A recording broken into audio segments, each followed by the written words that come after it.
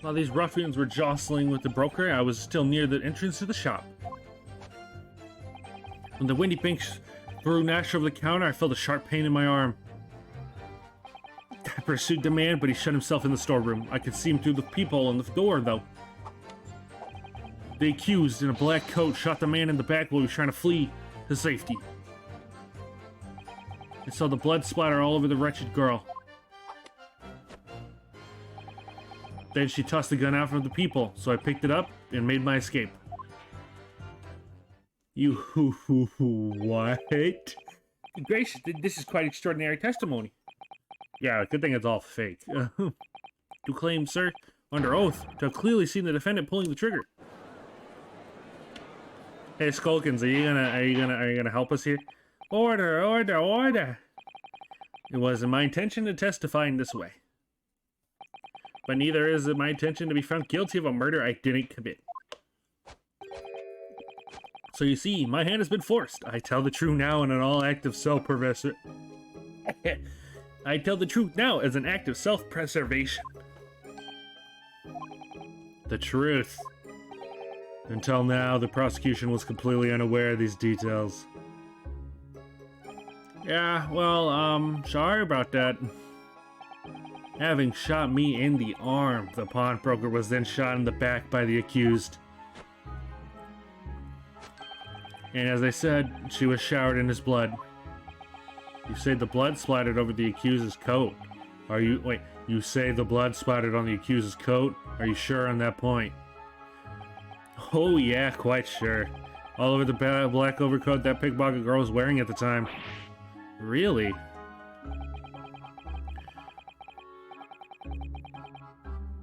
Oh, buddy, old pal, old big dog, big man, big dog, big bad man.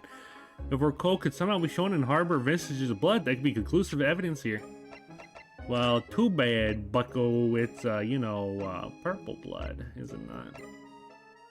It's not in the court record? It's not in the portfolio? Of course they would put such a major detail in the freaking, in like, nowhere.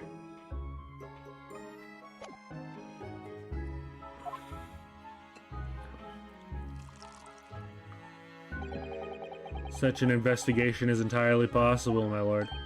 What? Only very recently a German scientist has developed a technique to identify human blood. So here's to true science, not some amateurish detective's dubious foray into the world of chemistry. Nothing's more dubious about Hurley's work. His ideas are all sound. Ideas are not used to us here. In science, as in law, theories must be proven before they stand. In Germany, the technique has already been employed in the courtroom as a basis of evidence. Scotland Yard is a small quantity of the chemical region used with your lordship permission. We could shatter all vestiges of doubt within minutes. This doesn't look good, Bruno. Why not? Well, we know, don't we, that there's blood all over the front of Ginny's coat. If they test it with their chemicals... Oh, help. You're right. I was forgetting what happened yesterday. What color was it? It was Mr. Mason's blood, right? Don't move, Ginny. I'm gonna shoot. Yeah, it's purple.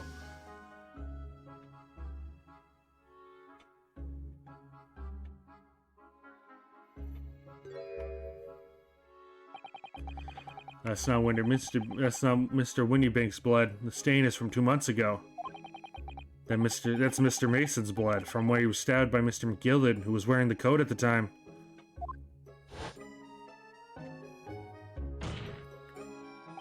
My lord, the defense objects to the test proposed by the prosecution.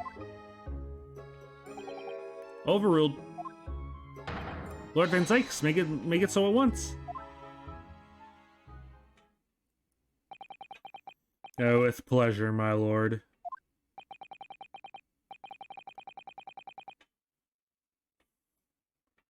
And while we await the results, the defense may proceed with the cross-examination. Once they find that blood on the overcoat, Gino will be... Counsel! Yes, my lord. Your cross-examination. Of course, my lord. The cross-examination doesn't go well. If I don't manage to uncover some decisive evidence or really compelling clue, I'll have a very bad feeling about the outcome of this trial.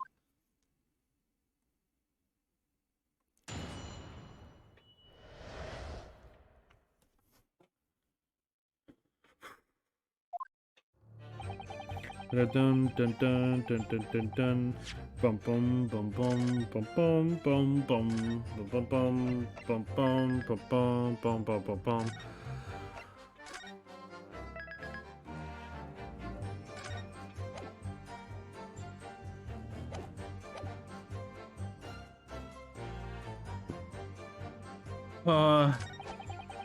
Threw Nash over the counter, felt a sharp pain in my arm.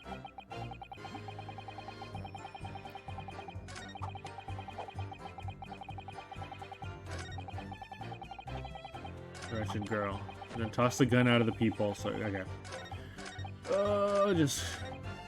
Hold it! Hold it! Mr. Winnybake emerged from the storeroom, I believe. Ringo and Nash were scoring the counter when he suddenly appeared and flew at them. He already had the revolver in his hands. Fortunately, I wasn't too close. I've never been so scared all my life. Yeah, we were just your regular mild-mannered burglars, that's all. We didn't like violence. Says the pair who carry guns. For self-defense, Naruhodo, come on. What do you mean when you say you were near the entrance of the shop? I was at the doorway, running my eyes over the shelves of forfeited items. Looking for the music box, of course. The broker went for Nash in the first place. Then Ringo joined in, making it 2 against 1. So I assumed they could handle the situation. Why, you left him there? But I was wrong. I was trying to help a little bruv, but the old geezer chucked me over the bloomin' counter. So I pulled my gun on the old fella, and that soon made me a scalper. Have you settled upon the poor defenseless pawnbroker together? Shame on you. Sorry, Gov. Yeah, when he threw the counter. You mean that the moment you were shot? Yeah, I didn't immediately realize what had happened, of course. Things crashed on the floor from the counter as 3 men were brawling. It was exactly the moment that happened, so I didn't hear the gunshot. The bullet went on to strike the calendar in the wall behind you. So it would appear. When I looked at my arm, I saw it bleeding badly, so I wrapped up my handkerchief around it. Seeing as I couldn't explain what was happening to the duck, I had no choice but to wait for it to heal. I didn't imagine it would still be bleeding 2 days later. Did Mr. Windybank intend to shoot you, do you think? Well, now, I don't imagine he even noticed I was there, to be honest. Perhaps the gun went off accidentally anyways. Accidentally. Anyway, it didn't quite strike home. When I pulled my gun on him, I tried to shove me out of the way. And then I scalped through the door in the beak. At which point, what did you do? Bum, bum, bum, bum, bum, bum, bum, bum, boom. Hold it! You mean you chased after him? I don't recall the reason why, but I ran after him to the back of the shop. What about the peephole in the door you mentioned? Well, unsurprisingly, the storeroom door's a solid job, made of stout wood. There's a small opening on it just above head length that lets you see what's happening from the outside. Actually, I should know that, shouldn't I? I looked through it myself that night. Baga. And saw the Gina. And what about your burgling brothers? Did you see what went through the peephole? Do you see what went on through this peephole as well? No, not likely, Glove. We seen nothing of the sort, guy. I doubt these 2 buffoons were even aware of the peephole's existence. So the Skulkin brothers were there, but they didn't see the killing of Mr. Windybank take place. Ooh. Inside the storeroom, I could see the broker and that young girl standing there. The defendant? Yeah, though neither of them noticed I was looking. The girl raised the gun and pointed it straight at the man. And then what did you see next?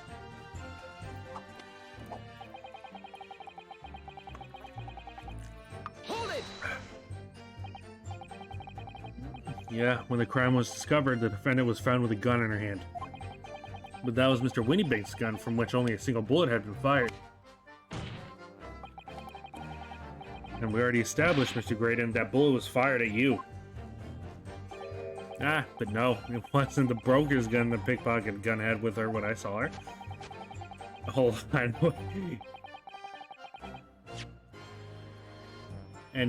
But no, it wasn't the broker's gun that the pickpocket girl had when I saw her. And yes, the bullet from Winnie Bank's gun grazed my arm. And yes, the Skulkin's gun grounded the detective. But this was another gun entirely, a third gun. The broker's gun was not the murder weapon, so clearly there had to be a third firearm involved. In other words, the accused must have had her own gun with her at the time. Then why wasn't it on her Vin's legs when you arrested her? Objection! It wasn't in the room, dummy! But no, the gun was found at the scene. Oh, he's saying he took it, that's right. Calm yourself, counsel. Sorry? You must consider the events in order. At first I saw the broker and the girl glaring at each other, but then all of a sudden, the broker turned to run. It was at the moment that the little gutter rat shot him in the back. A chilling image, I must say. Okay, but where'd the gun go? He's still... What is going on? Hold it! Hold it, please. Oh, all over her. Yeah, through the peephole I saw it clearly. Of course, the stains are invisible now, what with the coat being such a dark color. But I assure you, the garment is sullied with the victim's blood. Well, it is sullied with blood, that's for sure. But it's not Mr. Winniebank's blood, is it? No, that's right. It's Mr. Mason Middleton's blood from when Mr. McGill had stabbed him 2 months ago. It's so annoying. If they only accept Hurley's chemical analysis, we could have proven that. They won't, so unfortunately, we can't use it as evidence to support our case. Brother, bother. Now, she tossed the gun out of the peephole, so I picked it up and made my escape. Did I hear you correctly? She threw the gun out of the room. That's right. After the broker fell to the floor, she started walking over. Over where exactly? In the direction of the storm door, to where I was watching. Of course, I quickly retreated, and then the girl dropped the gun through the peephole onto the floor on my side of the door. But why on earth would she do such a thing? I couldn't tell you. Perhaps she was hoping to distance herself from the murder weapon. Without thinking, I went and picked it up. Because I was worried about just leaving it there in case any more tragedies took place. You're a snake. So it was you, in fact, who took the third gun from the scene of the crime? Hoo hee hoo ha. Yeah, it was yours truly. I left to clean up with my lackeys and left. Clean up? We made a bit of a mess around the counter, so Mr. Whistle and Fluter told us to tidy up. He thinks he's our bloomin' mama sometimes. Well, I was paying you enough, by God. Tell me, Mr. Graydon, when you left the pawnbroker that night, was it by any chance with the second disc in your jacket pocket? He's not gonna say that. Come on. You're like a... Excuse me. Gentlemen.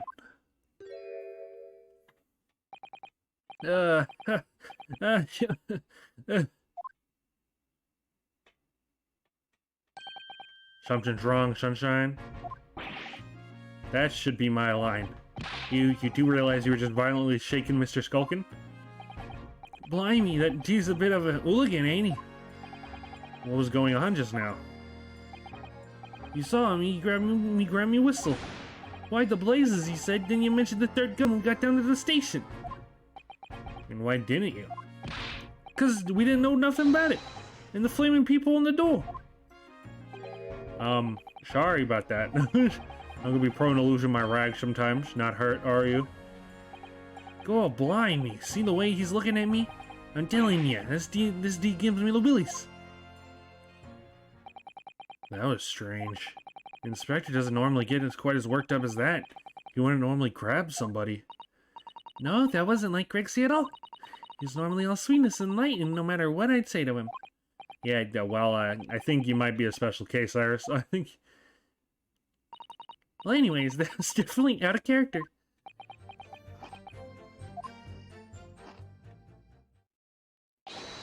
My lord, no, please. Requesting your lordship's permission to interrupt the cross-examination. Explain yourself, officer. As the result of the test that were ordered earlier, my lord? Ah, the blood on the accused overcoat. Hey, wait, hold on. Let's just forget about the blood real quick. Van's like, I know it sounds like I'm protecting an evil person here. But it's not your choice, it's a jury. Remember that. Thank you, officer. Very well. The cross-examination is hereby temporarily suspended. I presume we have no objection, counsel? No, my lord.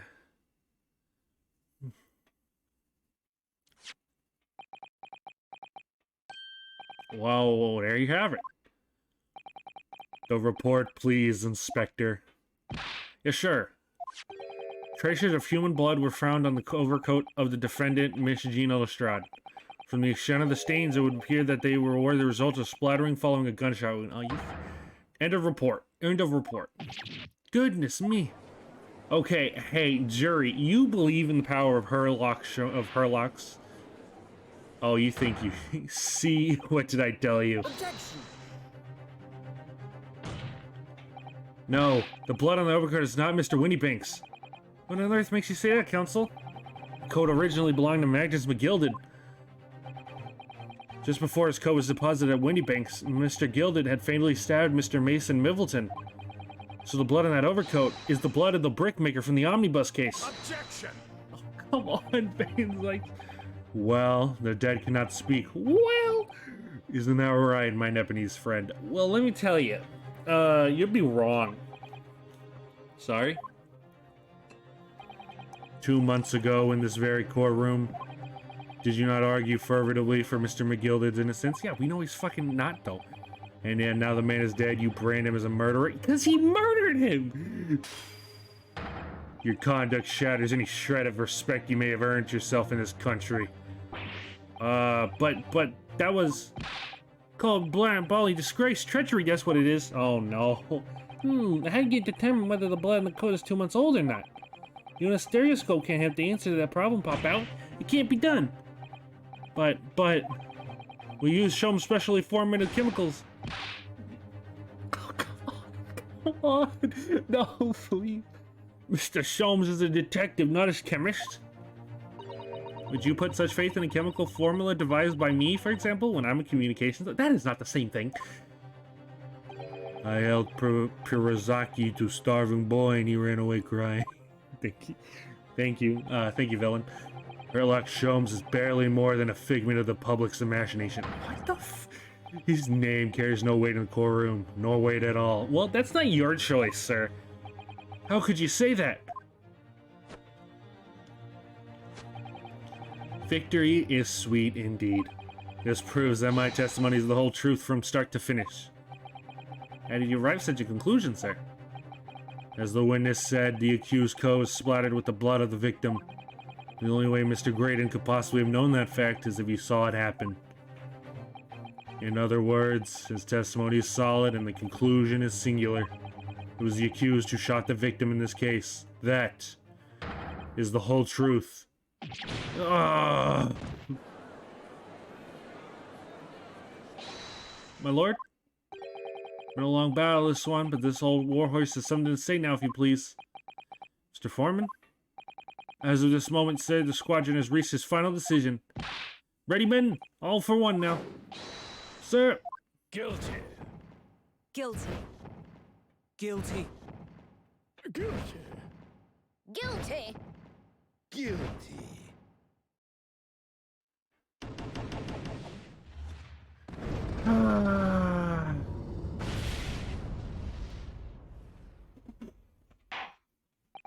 Well, you know what it be, the ladies and gentlemen of the jury have reached an unanimous verdict. You know what time it is, Van Zykes? Time for the court opinion. The defense has consistently failed to unpick this witness's testimony. Van Zykes, you're my least favorite prosecutor. You know what? I'm gonna say it. Prosecutor Samadi, you know what? I like him more than you. Yeah, I'm saying it. At least Prosecutor Samadi at least was like just mad. He was just angry all the time, okay? But he wasn't a loser, at least like you. Here's to any attempt you may make at unpicking the jury's decision being equally successful. Not another summation. I don't believe it after I've come so far. How is it all unraveling on me so fast?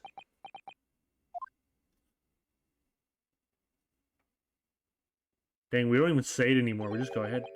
How very distressing to be held in such low esteem. To be held in such low esteem. Is that it? Wouldn't you agree, Mr. Naruhodo? Officer? You deliver the report now. That will be all. Thank you. It occurs to me with some regularity, Mr. Naruhodo, that scientific truths are determined not by science, but by none other than the human mind. I know that voice. Am I going mad? Ah!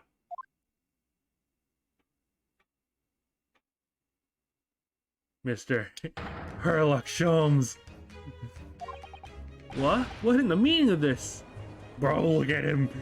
He schmooved. Order. What business do you have here, detective? The last I heard, you were recuperating in the hospital. As I well would be, had it not been set up an errand. What errand? Really, it's really you. You awake at last. Yes, good day, Iris. It appears to be rather late to rise. My apologies. Now, my lord, if you would humor me. In what manner, sir? I have something of great importance I wish to give to the young lawyer over there. I need no more than 5 minutes, so would you be so kind to spare us the time? What say to this, Lord Van Zykes?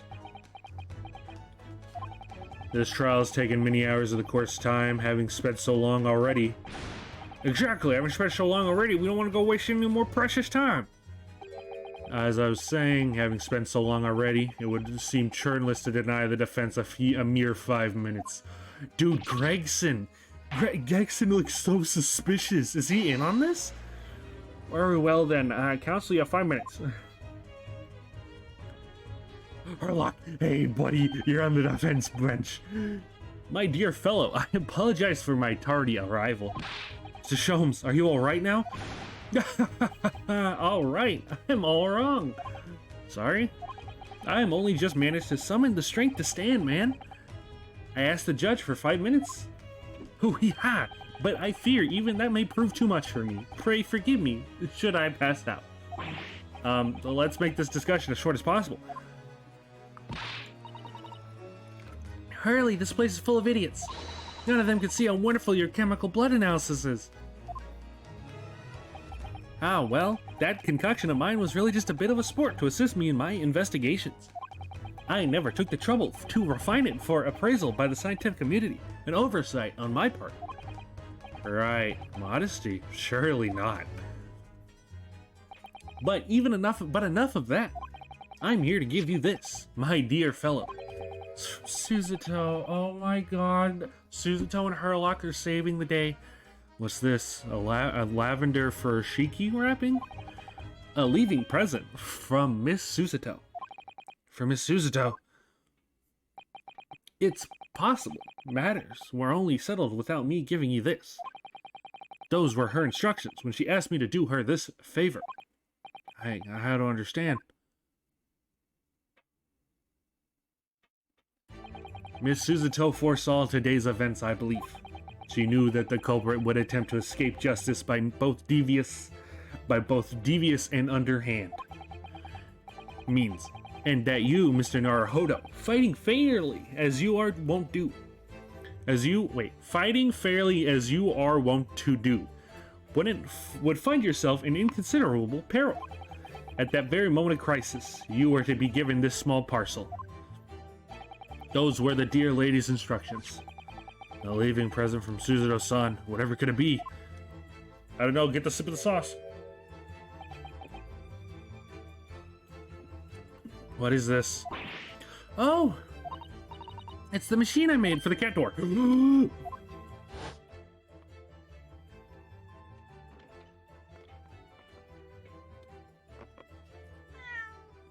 How you doing, Wagahai? Look, I use this. It's my latest invention. What is that? I call it the cat flapomat. You can make a cat flap for a little furry friend like Waggy in seconds.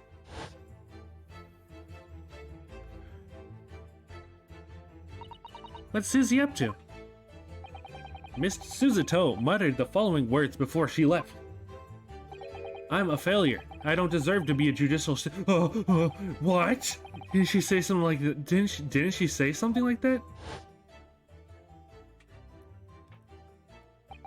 You really are the best judicial assistant in the world.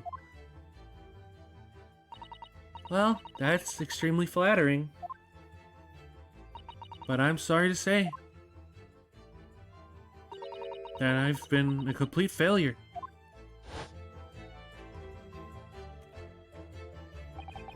Whatever did she mean by that, Mr. Sholmes? That night, when you left Windy Banks in pursuit of the thieves, Miss Suzuto made use of this contraption for a certain purpose. That is your answer, dear fellow. What? Not at all cryptic, then. Suzuto used this cat flapomat that night, but why?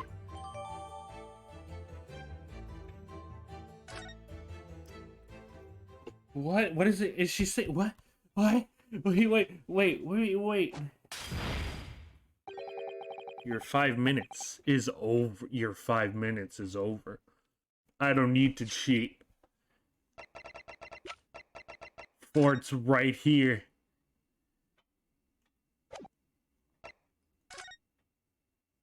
Oh my god. She created a window into the door.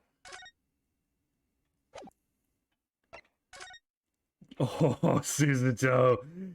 That means in order to see what's inside, he had to have shot him. We're out of time already? Don't need it, Ryunosuke. We're here. I am grateful for you for affording us that brief recess, Mr. Reaper. I need no thanks, Detective. After all, the die is cast. Is it really? The jurors are unanimous in their leaning. No doubt my learned friend will consider a summation examination. But any attempt to alter the verdict now would be utterly futile.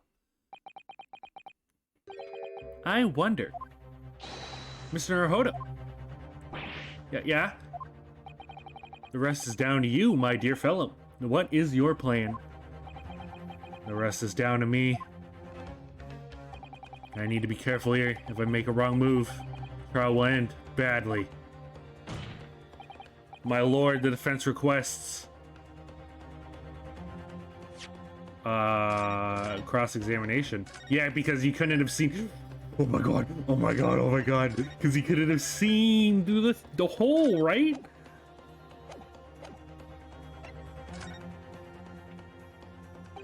Further cross-examination. Objection! The jurors have spoken. Protocol dictates that they must not cross-examine a new witness now. Objection! The defense is not asking for the cross-examination of a new witness, rather to continue with one of our existing witnesses. What? It would appear that a rather important detail has escaped your attention, Mr. Reaper. Oh my god, he only temporarily suspended it.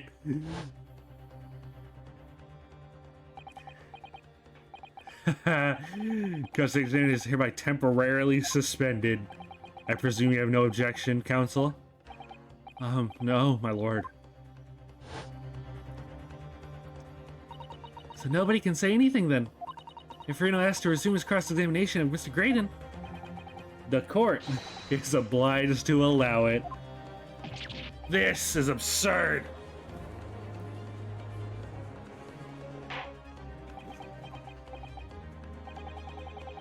I will remind those present that this is my courtroom. I concur that the defense is entirely within its right to continue the continuation of the cross-examination. However, I will not permit any unmerited protraction of these proceedings.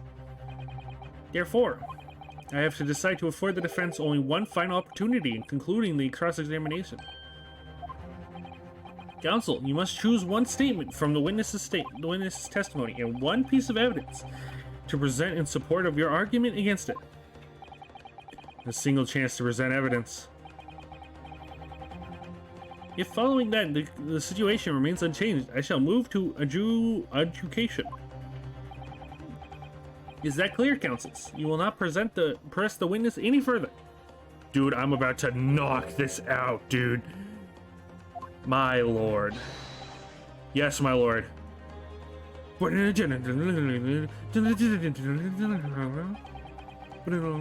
Ah, a single statement and a single piece of evidence. Most generous.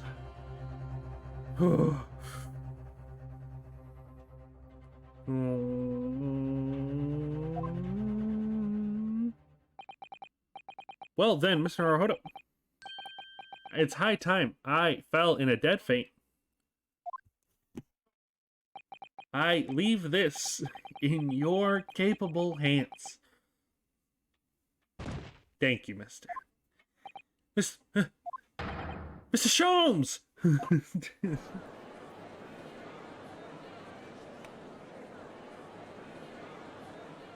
I'm about to do the biggest turnabout. I stand so insolvently before the court in a state of such high fever. Either the man extraordinary strength of mind or an extraordinary lack of feeling. He takes a lot of drugs, so probably the second one. I imagine he's faring very little now. The detective is sleeping soundly in one of the antechambers. Strike a man when he's down, why don't you? Well then, counsel, are you fully prepared? One chance and one chance only. Yes. One statement, one piece of evidence. It won't let Mr. Sholmes down, or Iris, or Suzuto. And I won't waste this final chance that Suzuto-san has given me. This is going to decide the entire outcome of the trial. Very well then, under the terms I have outlined, you may resume the cross-examination.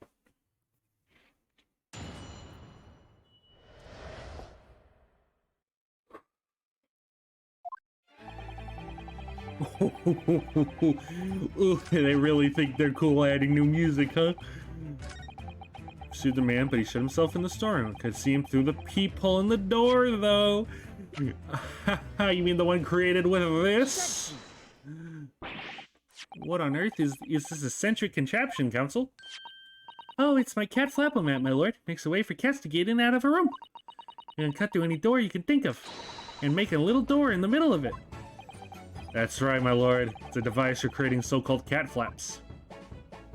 Small doors for cats to come and go as they please, without their owners having to open the main door. I'm sure we can all work that out for ourselves. But that cat lover's contrivance has no possible relevance to this case. Oh, really? Of course it doesn't. To start with, there was no cat flap in the pawnbroker's door. Not being a keeper of cats myself, I'm afraid I failed to see what this has to do with the matter at hand. Perhaps it would help if I described its function another way, then. This contraption is able to create a peephole in any door you can imagine in practically no time at all. I beg your pardon? A peephole, you say? 2 nights ago, we arrived at the scene only moments after the murder of Mr. Winnybake had taken place. That's right. According to the paperwork at the yard, it was you, your Japanese assistant, in Sholmes. Yeah, the three of us were together, and it's recently come to my attention that my assistant made use of this device at the time. Your assistant did what? There was a peephole in the storeroom door. I can attest to that. Because I looked through the peephole myself in order to see inside the locked storeroom. This is ludicrous. What are you trying to say? Of course there was a peephole in the door. It was said as much as my testimony. Oh, else could I have witnessed the crime, for pity's sake?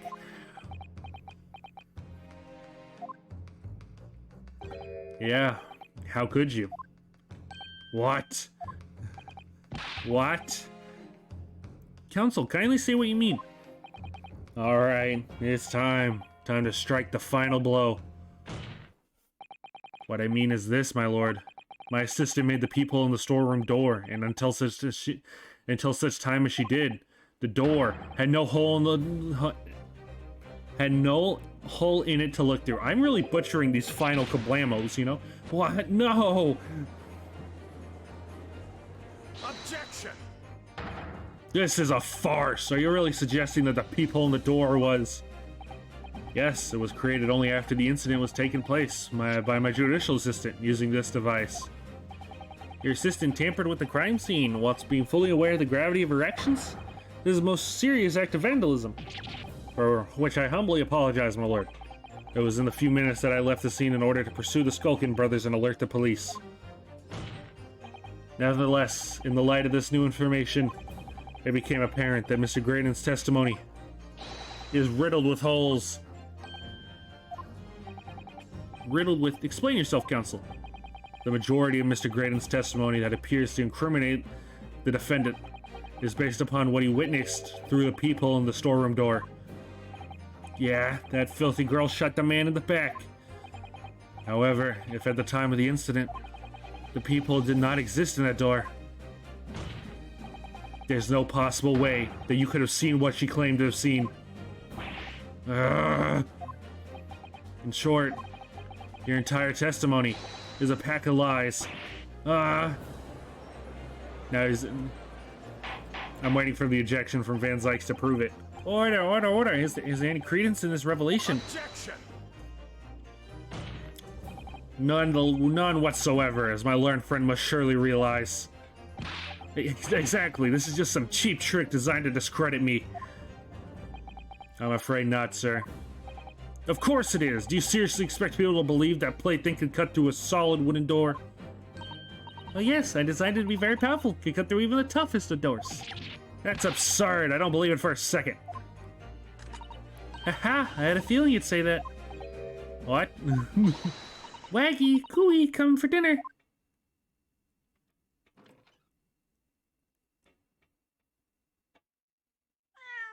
Thank you, Wagahai. Well? Young lady, this is the Old Bailey. One does not make cat flaps in the oak paneling at the Old Bailey. I'm not done yet. Don't worry. This doesn't mean that the peephole in the storeroom door at the Windybanks was made by your machine. And there's no way you could prove that it was. No, but it's easy. What? The cat flaps my cat flapple creates are all in a fixed size. And the dimensions of the people at Windybanks are the exact match. Hee Old Silky's lost her words. Excellent work, Iris. Thank you. And now it's my learned student's friend turn to be lost for words, I feel. I believe your judicial assistant has already left the country for your Eastern Island home. Well, yes, that's true. Then you may have some difficulty in establishing all of the facts.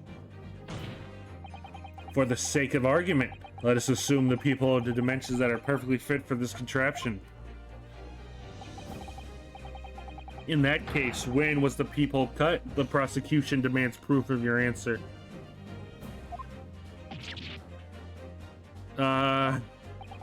What's the purpose of your line of inquiry, Lord Van Zykes? It's very simple, my lord. The defense argues that the peephole was cut after the incident using this device. But now that the perpetrator returned to her native land, she cannot testify to the fact. There is no proof. Ryunosuke, come on, get yourself up! For as long as the defense remains unable to prove when the peephole was made, My learned friend's claim amount to nothing more than a baseless accusation. Ryunosuke, what? Ryunosuke, get up! Get up, Ryunosuke! Indeed that it is, Lord Zanks. Well, counsel? Don't give up now, Runo. This is the time to create your own opening and force your way through. I don't know if I can do this, but I do know one thing. Tsudo-san is the greatest judicial assistant in the world. Very well, the counsel for the defense will present evidence to support the claim made. Proof that the people in the door Winnie Bank store was created after the events and not before. Ooh, well, would you look at this? We're just gonna hit the save real fast.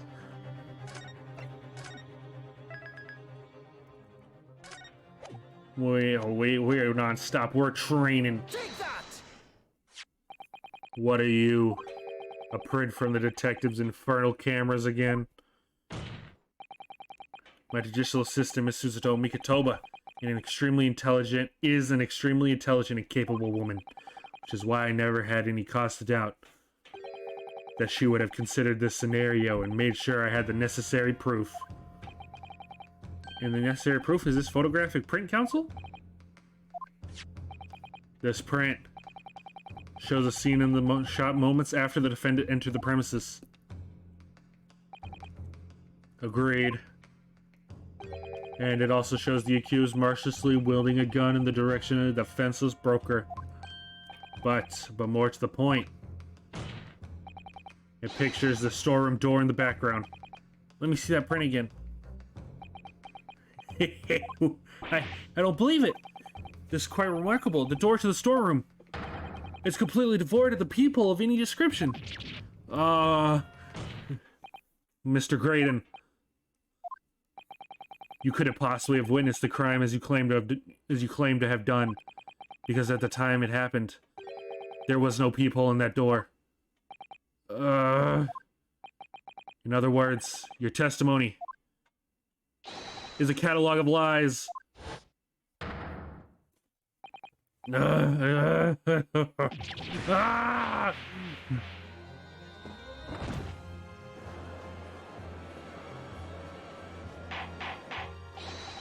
Order. I'm satisfied the defense has substantiated its claim beyond all reasonable doubt. This witness's testimony was entirely fallacious. That's not the only one we know, beyond all reasonable doubt. My learned friend's assistant's guilt can no longer be denied. The woman tampered with the crime scene. You think that fucking matters right now, Van Sykes? Get the fuck out of here. But one more importantly. Good lord, there's more, learned Van Sykes. The defense must have established a reprehensible instance of perjury. But this is no proof that this man is the victim's killer. What? Yeah, that's right. What? I was there at the scene. It's true. No shot in the arm is true. But that's all. In fact, you look at the circumstances. I'm the victim here. Oh, please. No. I don't believe this. They're right. As it stands now, I don't have any definitive proof that he is the culprit. Still, can't worm his way out of it now. Iris, you know what they say. There's no point locking the cat's door after the cat is bolted. Thank you. Isn't that right, Runo? As Harley always says, one lie begets another. No, wait. That might have been a line I wrote for him in one of my stories. Well, no matter who said it first, you're right. Mr. Graydon, not only did you give false testimony to the court, but the lies you told make no sense. Make no sense? What do you mean by such a remark? What you said in your testimony reveals that you know something you shouldn't have known.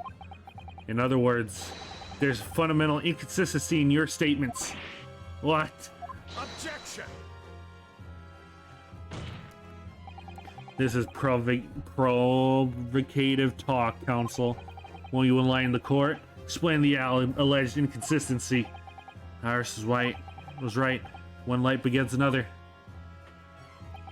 The inconsistency is revealed in the lies in the witnesses' statements.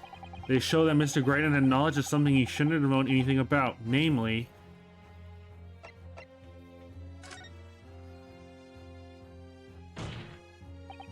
the bloodstains that were present on Mrs. Strott's coat. That's right, the victim's blood splattered all over her when she shot him. But how could you possibly have known that? Obviously, because I saw her do it through the peephole and, The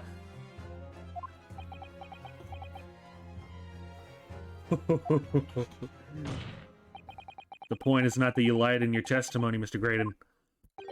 It's the nature of the lie you concocted that is so revealing. You're not making any sense. And let me ask you a simple question. How is it, Mr. Graydon, that you knew of the existence of the peephole in the storeroom roar? Why, well, obviously, the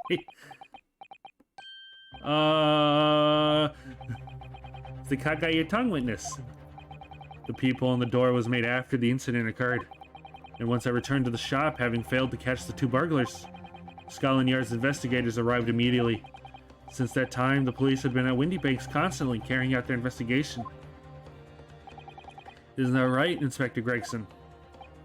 Well, yes, of course. The place is chock full of pawned articles, and my lads have been thoroughly examined them all. So I gave the orders to have officers working around the clock in shifts to get through it all. And consequently, there's no way that Mr. Graydon could have gained access to the shop. Therefore, you should have known nothing about the peephole in the storeroom door. So the fact that its existence forms the basis of your testimony is completely inexplicable. Objection. And yet, the fact remains that Mr. Graydon did maintain that he witnessed the crime take place through the peephole in the door. How on earth is that possible? Could I have a word, please, Lord Van Zykes? Speak, Inspector. It's just that I really ought to be getting back to the station now to put in my report. There's nearly nothing more I can add to this. Gregson, did you tell him to do this? Permission denied. I didn't even finish. Gregson, no! Gregson, you're in on this. You're helping him.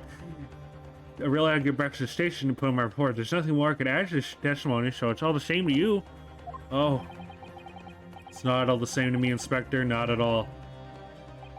You will remain exactly where you are until this trial concludes. Of course, sir.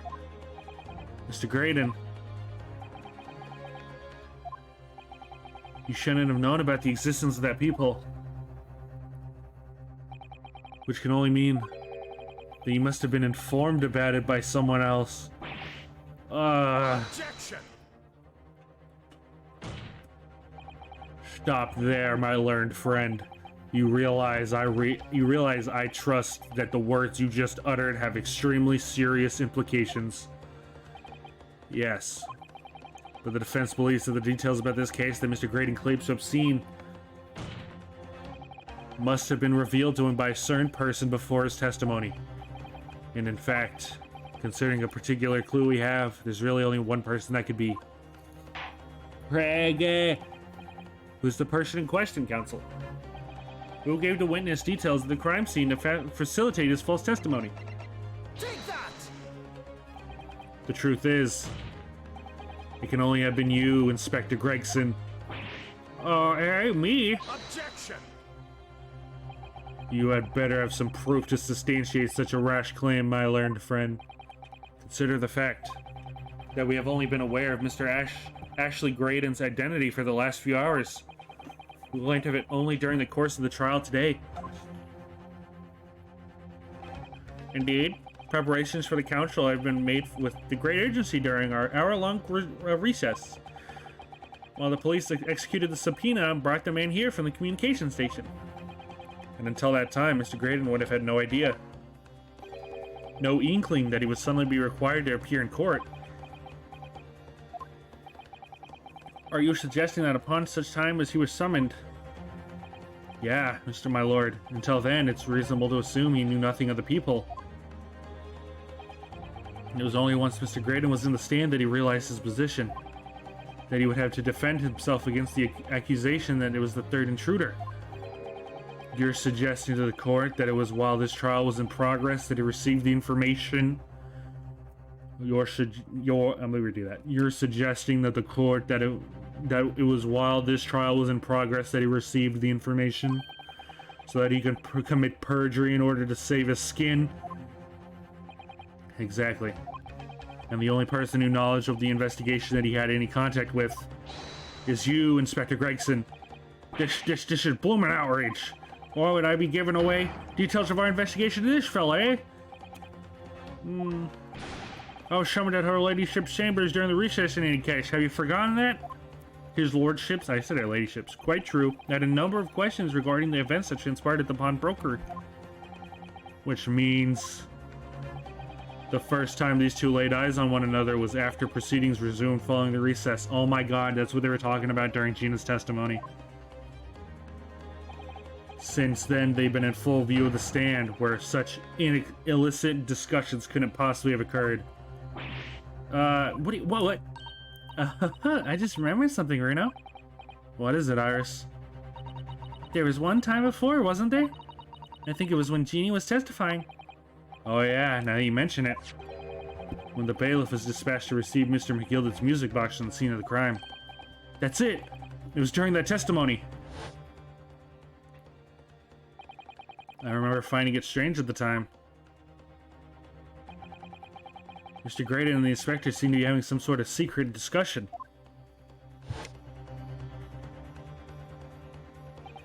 It would have been possible for you to give Mr. Graydon the information he needed then. You little toe rag, you're making this all up. I'm a respectable Scotland Yard inspector, for crying out loud. Why would I do something like that? Why would I be giving away confidential details to the likes of this bloke? Admittedly, you wouldn't have any reason to do something like that for no gain. But perhaps it was part of a deal of some kind. Then it starts to make more sense. What deal, counsel?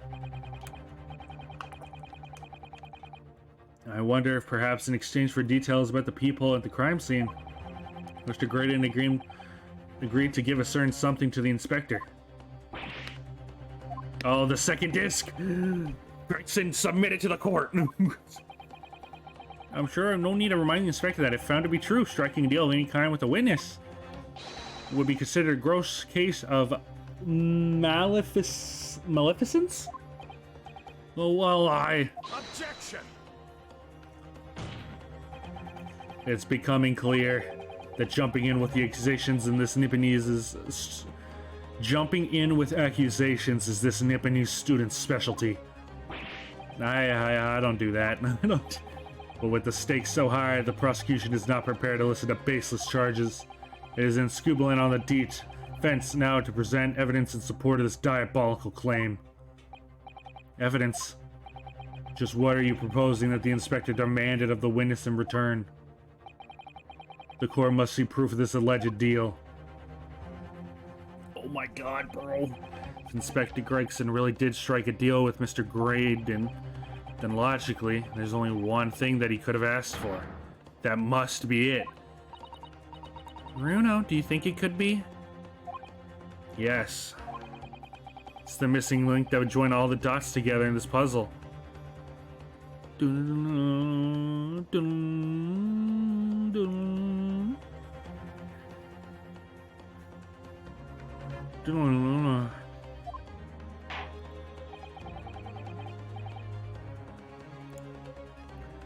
I must press you for an answer now, counsel. What evidence explains the nature of the alleged deal that Inspector Gregson made with the witness? It has to either be the music box disc or the music box itself. But this one has two in it, so I'm willing to do this one. This is the one he touched. Inspector Gregson. Besides this murder, it's not true that you've been working on another. Is it not true that you've been working on another very important case? What are you getting at now, Sunshine? Is it possible that this other top secret case is what alluded to in this newspaper article here. The classified secrets leaked overseas from the Ministry of Justice. How the bleeding nor could you? We discovered during the course of this trial the music disc deposited in Windy Bakes by Magnus McGilded. A special music box designed to play 2 discs at once. It would seem very likely now that encoded in the pair of discs that were in McGilded's possession are the leaked classified secrets. So I put it up to you, Inspector, that in order to recover the second of the disc containing those secrets, you covertly made a deal with Mr. Graydon in which you exchanged the disc for details of the case. You little... Oh! Dun, dun, dun, dun, dun, dun. We got him now, boys. It's pursuit time. Order, order, order! On the day of the incident, when we met you at Windy Banks, you said this. I'll be taking out whatever it is from Mr. McGill down to the yacht. Thank you very much. So hand it over. No, don't. Don't give it to him. It's mine, that is mine. I'm sorry, miss. But anything belonging to Mr. McGill has to be taken in as evidence now. Da-da-dun-dun-dun-dun-dun, da-da-dun-dun. Scotland Yard already knew at the time, isn't that right? That Magnus McGill was involved in the stealing of the government secrets. My orders were recover the medium used to convey the secrets leaked from the ministry, and to do it on the QT, strictly hush-hush. And that explains why, when I presented this disc as evidence to the court, you objected so heavily, I presume. Okay, so Gregson, you're not a bad guy, you're just stupid. Because you knew that it contained highly confidential information. Blimey, not likely. I wasn't sure of it myself. I realized there was a possibility, that's all. Inspector, surely you're not saying that in order to acquire the second of these music box discs, you indeed reveal confidential details of the crime scene to the witness? To aid and abet this man in giving false testimony? There's no other way that Mr. Graydon could have known of the existence of the people. It's the only explanation. A deal was struck between these two men. No!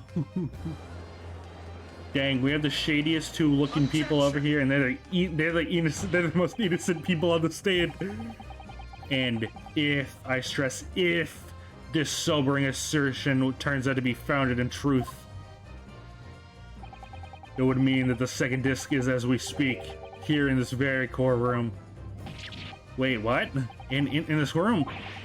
How could you possibly make a claim like that? Because Inspector Gregson is a Scotland Yard detective. What?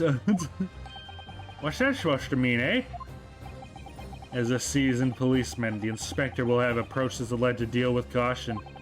Certainly he would not have accepted a gentleman's agreement in this matter. No, he would have insisted on being the article agreed upon in the palm of his hands. Okay, that makes sense. Great gracious, then you mean to say Inspector Gregson already has the item in question in his possession? He has the second disc actually on his person? Yes! The defense demands the inspector is searched at once. Definitely. They could only have struck a deal with each other when Jeannie was testifying before. And Gregsy hasn't moved from the witness stand since. My lord, please, order an examination of his personal effects immediately. Well, Inspector?